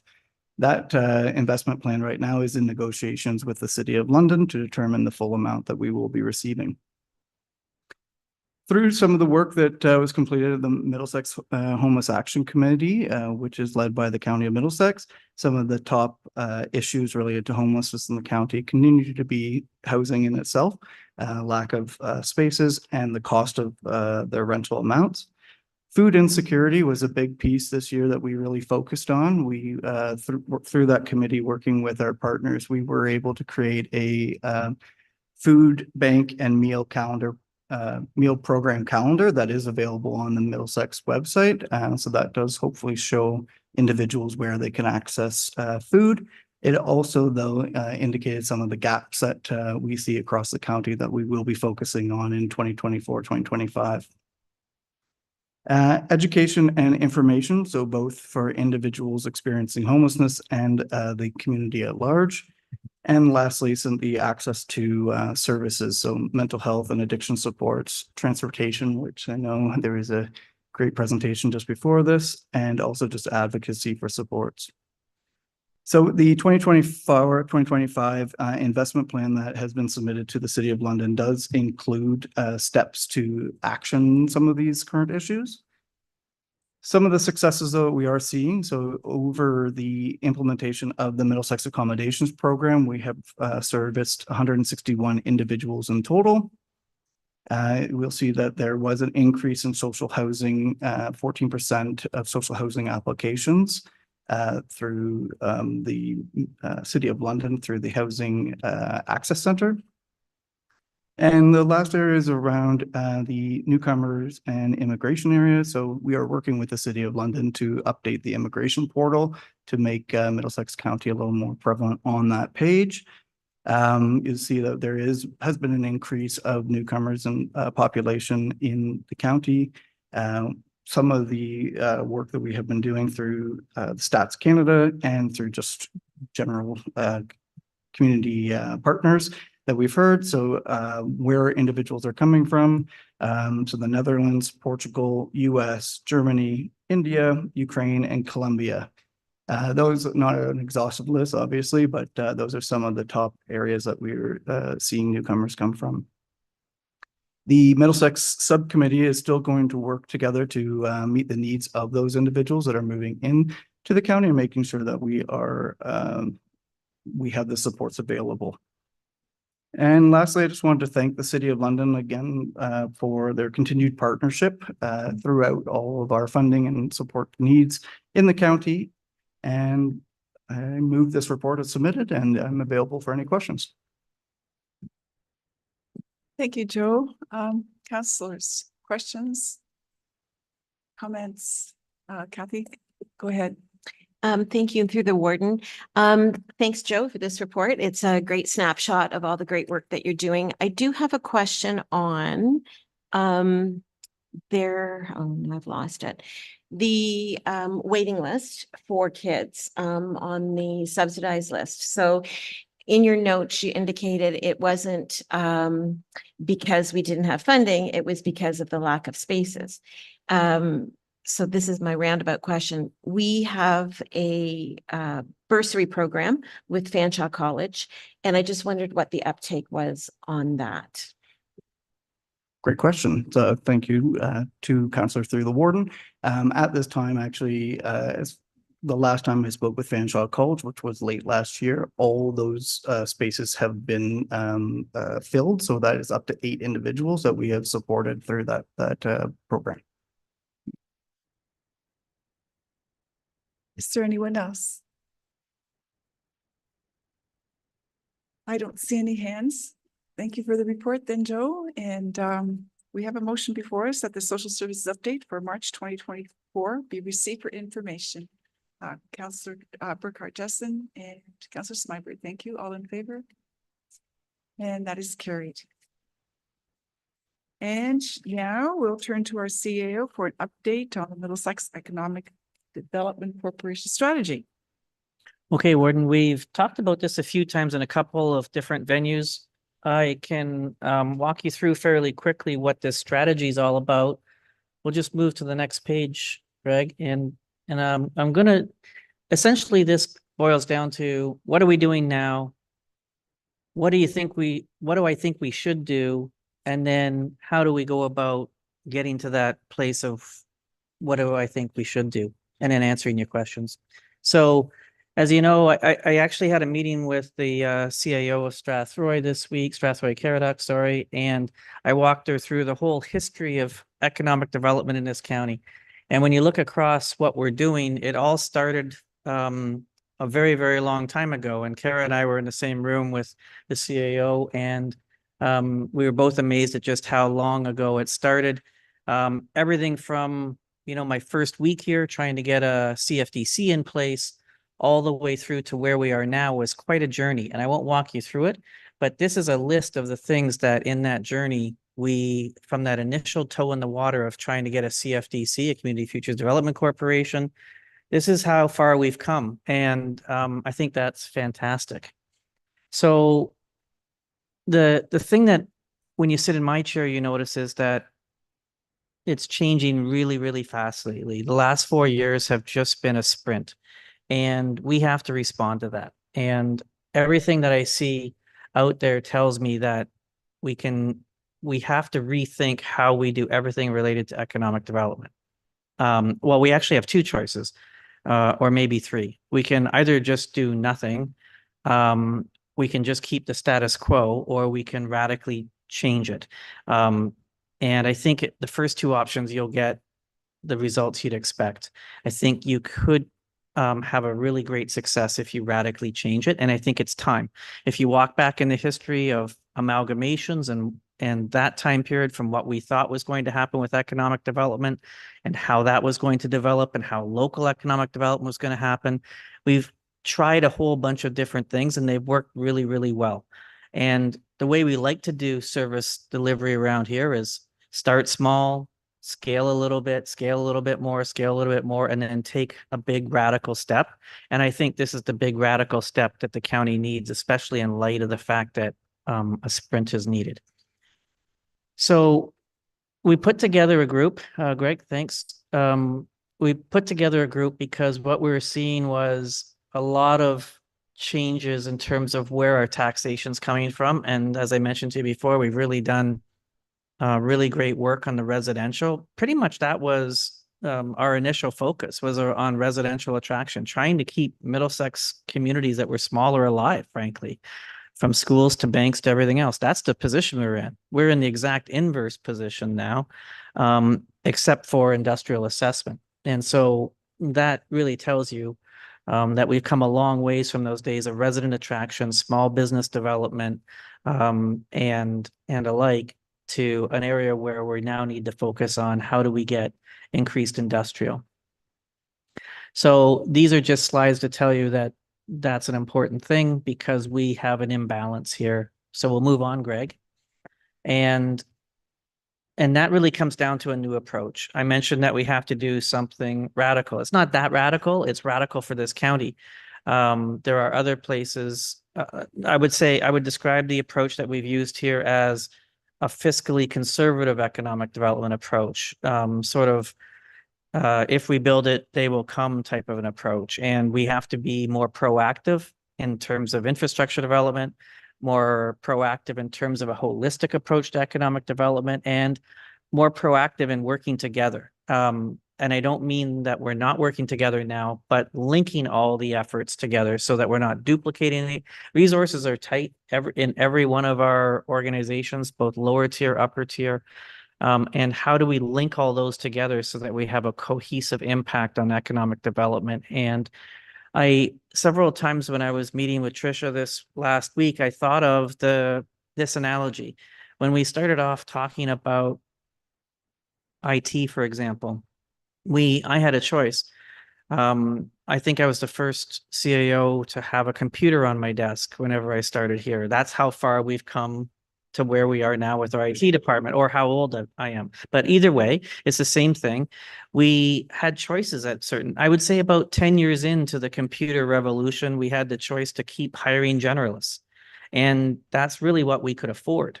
Was to keep hiring generalists. And I recognized that that was going to be a problem. Michelle, at the time, whenever you were in your role at Middlesex Center, I remember us having the conversation about we need to get more professional in the delivery of these services, and generalists are where we're going to struggle because it was changing so fast. And I see economic development exactly the same way. In IT, we went to specialists in network and in hardware and in procurement and just down the list. And we have now got what I would say is a world-class system because we went that way. And I think we need to do the exact same thing in economic development. I look out across the landscape and I see a lot of generalists doing generalist type things. And that's not a criticism. That's a function of where we are in our development. But the development needs to take one step now. And it's a big step. And that's to try and specialize in certain areas and put those key resources in place. So this was kind of recognized a little bit in our last economic development strategic plan. But the problem is the county can't do that on their own. It's just not economical. So just like IT, we have to go out and broaden our base and talk to our lower tier municipalities and our colleagues out there and say, what are you seeing? What are your gaps? What do you need? And then hopefully all of our needs are similar. And then we have a bigger resource base to go out and hire those specialists, because we can't do it on our own. I don't think that's going to make sense economically. But if we can bring everybody together and do this in a much more holistic way, where it's a partnership amongst all the people involved, I think you're going to see the resources you need to get to that specialist level. And that's why the committee that I put together involved Kara, who has a lot of experience in all the different things that I'm trying to get to and goals, and we share similar goals, but also lower tier CAOs, two of them, because it's really important that we understand what their needs are going forward, and that gets incorporated into the mix. So I really do appreciate the work of that group to get us to here. So as I mentioned, I think now is the perfect time. No one can argue that the economic development world is changing right below our feet, and it's the perfect time to invest in how that revenue comes into our community. And if we don't, we're going to get run over, and we're going to get run over by residential growth that isn't supported by the other type of economic development growth that we need. I can see that coming. I just open up the newspaper yet. Well, I don't actually get the newspaper. I do it online, but let's pretend I opened up a newspaper yesterday, and there's a headline there about turning industrial lands into residential. And that's not where we need to be. And there's a lot of headlines like that you'll see in large urban centers, but we're so far away from that position. And so we need to have our own path forward that's separate and apart from our neighbors, but is a cooperative effort of everybody involved in Middlesex County. Okay, Greg. So this is the section, I think, Paul, where we start talking about this is where we're at. This is everything that's going to be included in the report. So I'm not really asking you to approve anything today other than taking the step to go and get this study done. And why is the study important? I think we need to build consensus and we need to get some answers that are not Bill Rayburn answers. I think they need to be answers that are developed by the people in this room and all the other rooms that are out there, including the business community. We need to develop that consensus around the table because we don't have all the answers here. We have ideas here and they will be shaped by the answers that we get out there whenever we do this study. Everything from governance to how it's going to be funded to what the goals and in particular the KPIs. One of the things you often hear about economic development is it's really hard to measure. This is an important component for me. I want us to all work together on creating KPIs that we can hold each other accountable to and drive this strategy that way. I think there's a couple other things it's going to look at. It's going to look at where the line is or where the line should be between regional and local economic development. My hope is that we have a really good conversation about that. How, and it may not be the same for every municipality, but let's have a conversation about what that looks like. To use my IT example, that's exactly what we did. We started off with some municipalities, North Middlesex, Middlesex Center, in IT, and then others came in. But I think we really need to look at that line and what's in the best interest of each municipality. How we can get to that level of professional specialists is something I'm really interested in, and how we can hold ourselves accountable. Even looking at things like the role of the CFDC and other agencies that are out there and what their interests are. Talking to the federal and provincial government about what their goals are so that we get that in there. Funding strategy. I've got my ideas on how we can pay for this, but we do need to get consensus on how we are going to pay for it. And then what the staffing complement and required expertise. I'll tell you right now, my vision is, I'm sure that whatever gets developed, if it gets developed, will have Middlesex in the name, but I don't want this to be a Middlesex County thing. I really want this to be a team effort of everybody coming together for an economic development corporation that is separate and apart from our organizations. And I mentioned earlier why that's really important, because I think there's many of you that come to the table saying there needs to be an advocate for these things that isn't part of the system, but is part of the system, knows the system, knows where the advocacy needs to be done. And I really think this is the next evolution for Middlesex County's economic development. I wouldn't recommend doing more of the same.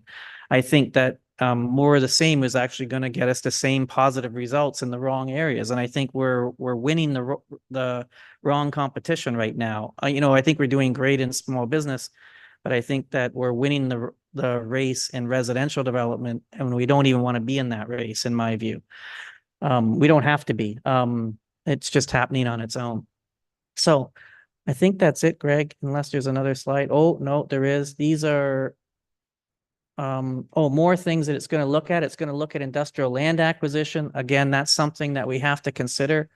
What the optimal physical space is for and shared space opportunities that might exist out there.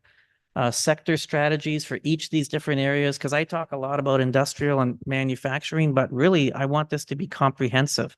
I want there to be people that are helping in all of these different areas, but the number one focus for my brain is really how do we address that industrial growth and developing a branding, communication, and marketing plan. These are all things that are going to come from the strategy we're proposing that we do. Oh, and there's the questions, Warden. Okay, I'll look to council then. Who wants to start? I'll start over here. Go ahead, Councillor Smyberg. Yep, thank you. My question, well, first of all, I want to say that I agree. I think we need to really take a more focused look at how we can develop those industrial opportunities. In terms of timelines, like in terms of the feasibility study, what are we looking at in terms of the study and then once approved, the eventual creation of the corporation? Yeah, beautiful question. I should have mentioned this, Warden, because it's something I've been giving a lot of consideration to. And I'll just tell you what pops into Bill's head whenever you think about the answer to your question. We have to do something. We have to have something to debate to chew on here at this table or in this horseshoe at least a little bit before the budget, because that's going to be a key driver. But also, I need time to go out and talk to the lower tiers about whatever that study answer is, because I this is really important that they come along for the ride. And that they are not only coming along for the ride, that there's a couple of steering wheels that are in this car. And so the warden and I are going out starting on Wednesday of next week to start doing our local council visits. We're certainly going to be signaling that all of this is happening, and you better sort of figure out how you're going to participate and get into this game, because we're doing this study. And then I got to have a little bit of time before they start their budget process to think about this. So, Paul's in a better position to answer this than I, but I'm hoping that well in advance of our first budget meetings in November, you've already had the time to chew on this at council. And now I'll let Paul say something more about that. Through you, Madam Warden, I would concur with that, especially with the new procurement bylaw in place. We should be able to have that well in advance of that, and there'd be significant engagement during the process anyway. The only thing that pops into my mind is some of us are done our budget by then. Yeah, and I think that's the important part of signaling, that this is happening, because people will be able to sort of follow it through. And it all depends on how important local budgets are, because there's going to be phases to this. It's not just going to be like, bam, it's going to be all done. And so we'll just have to see what the revenue model is. We'll have to see, but I think signaling to them early that this is on the radar screen will be helpful, at least because we can carry on the dialogue. Yeah, I'm not sure that it's requiring a precise number, but a ballpark in which to play in is probably a good idea. Okay, who's next? Go ahead, Councillor. Through you, Madam Warden, to Mr. Rayburn, what will the Economic Development Corporation look like structurally? Will it be a function of our current? Are you looking at a sort of a standalone that works in conjunction with our current Economic Development Department? But how is it going to look? Yeah, it's a great question. And the answer I'm supposed to give you is, I don't know, because that's really what this strategy is supposed to figure out. I have my preferences and I've put them out there. I really believe there should be a separate corporation from this organization that belongs to all the residents of Middlesex County, that isn't just a county thing. But the study is going to figure that out. There's as many models as there are economic development corporations out there, but there has to be a model that works for Middlesex County, because it's usually a little different in Middlesex County than everywhere else, as Brian pointed out a little earlier. And so I really think it's time for something bold and different. And that's my belief, but it really matters what everybody says in that study. And the goal is to have a corporation one way or another that can lead this. But what the governance model looks like, like my ideas on governance are that there should be participation from the lower tier, the upper tier, and business. But who knows whether that's going to be the model that gets chosen in the strategy. The good news is we're going to take all those ideas, stick them in the middle of this room, and then debate it again, sometime in the late summer, early fall, and have a couple kicks at this as a group. But there's a myriad of options. And there's also a myriad of options to look at around of things that are working well. The group that did the initial study report went and visited some of the ones that are working well and learn sort of best practices. So we're going to be able to, in the report as well, Warden, we're going to be able to show you, okay, here's something that's working well for this region. Why is it working well? And what would we change for Middlesex? You're going to get all those examples, and they're not far away. Like there's a bunch, we're kind of late to this game. So there's some other ones down the 401 that we can all look at to educate ourselves. Okay. Is there anyone else? Go ahead, Kathy. Thank you. And through the warden, and forgive me if you actually answered this and I missed it, but is all of this going to be developed in-house, or are we looking for outside support to put this together? Yeah, it's really important to me that it actually be an outside consultant that does it, because we are really trying to get some separation of church and state here, where it's not, like, as I said, Bill Rayburn's ideas or Cara Finn's ideas or whoever.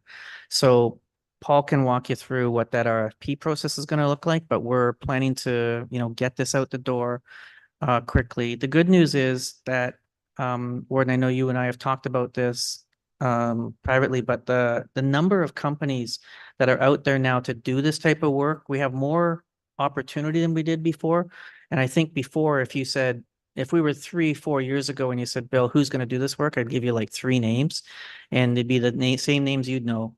And so, but I think the universe is bigger now of that. So I'm hopeful we get some fresh ideas, some fresh thinking, but it's definitely going to be led by an external, and we'll, of course, you know how consultants work. We'll be educating these things, but it's going to be led by them. That's who's going to be making these contacts and talking to people.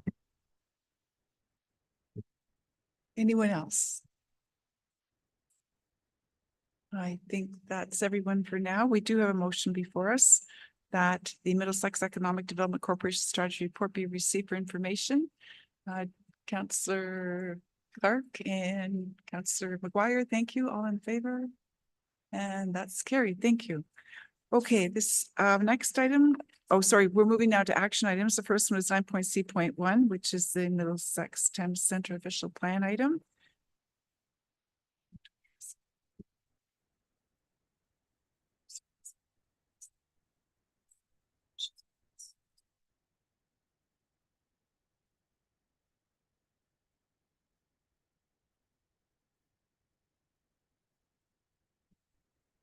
Thank you. Through the warden. This is a residential plan of condominium. It's a 2.5 acre property in Thorndale. If you've been to the Thorndale Fair, it's right next to the community park, and the entrance is off Upper Queen Street where you'd enter the new building there. So it's a plan of condominium, as I mentioned, and there's also an associated sort of technical official plan amendment.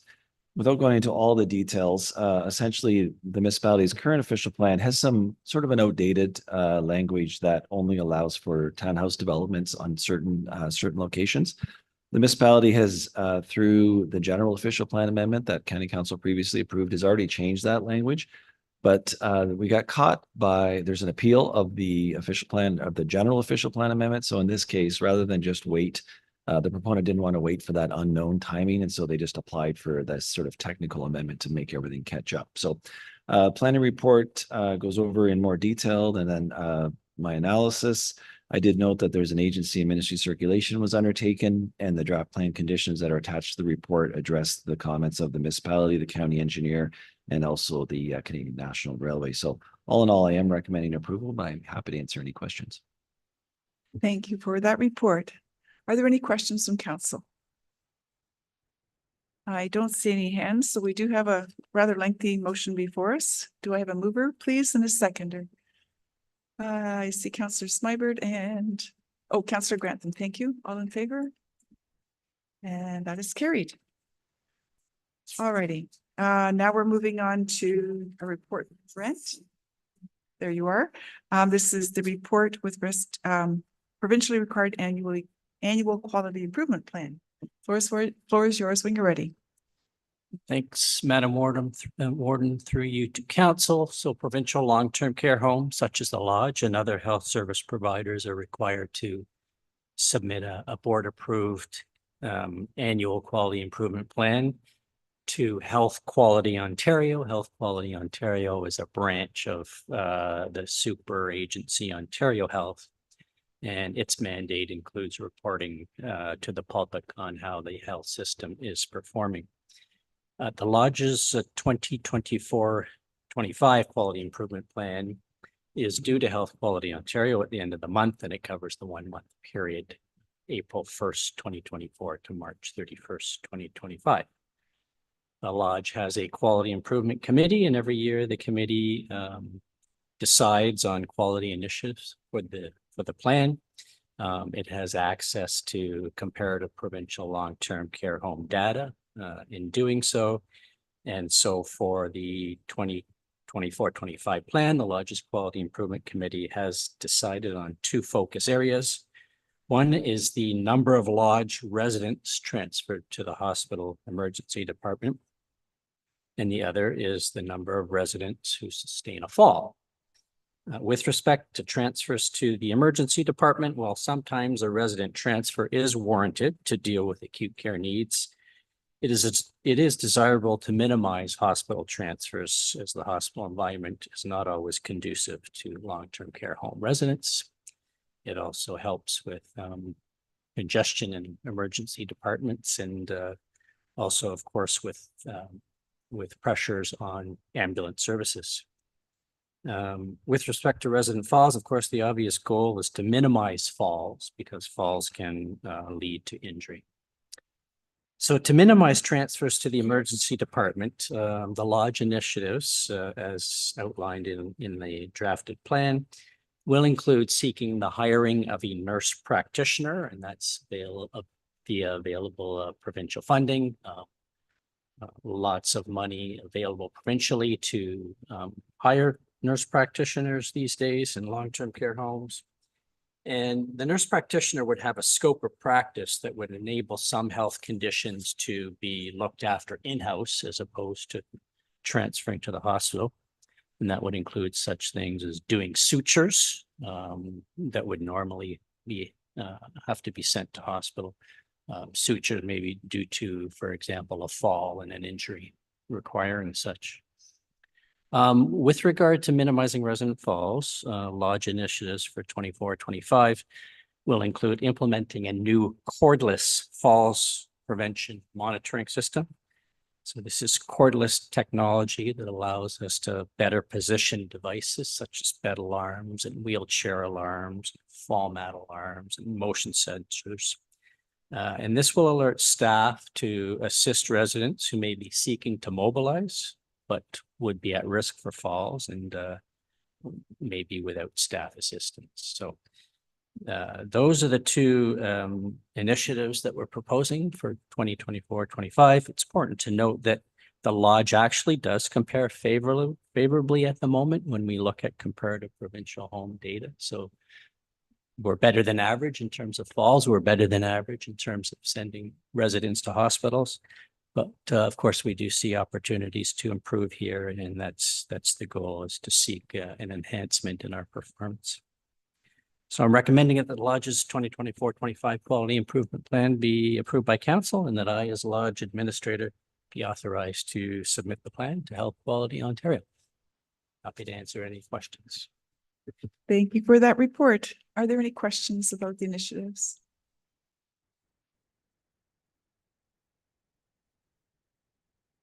Warden, if there's no questions, this is a prime opportunity, I think, to say something.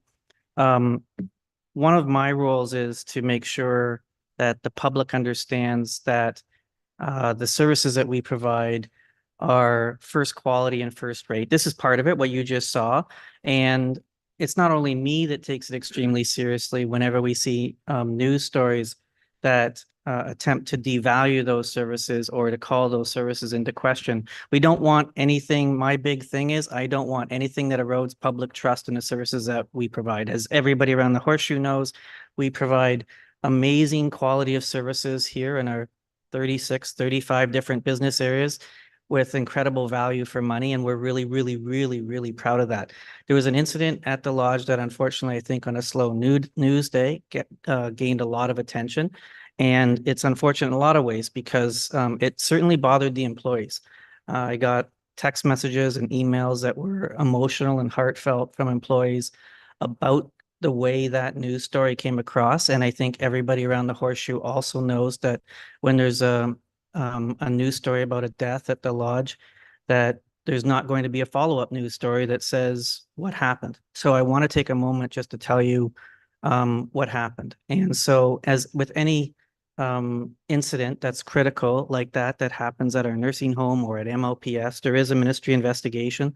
That ministry investigation was completed recently, and I'm happy to tell you that the inspection was concluded in one single day, and there were no findings or concerns by the ministry inspectors. In fact, the inspectors actually complimented the home and that care plans were extremely well done.